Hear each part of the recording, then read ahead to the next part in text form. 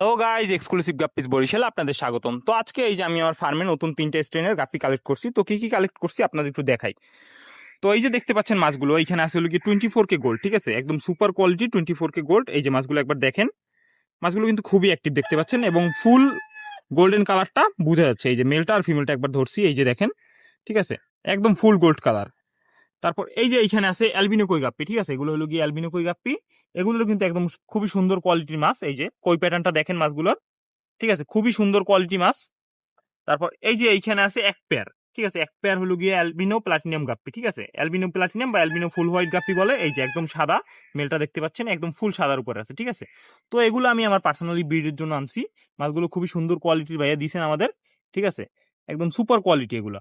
তো এগুলো দিয়ে এখন হইলো গিয়ে এই যে বাটিগুলো আমি অ্যাক্লিমেশনে বসাই দিব, বসাই তারপর হইলো গিয়ে মাছগুলো ট্যাঙ্কে ছেড়ে দিব, ঠিক আছে। আমি 3টে ট্যাঙ্ক খালি করে রাখছি 3টে স্ট্রেনের জন্য।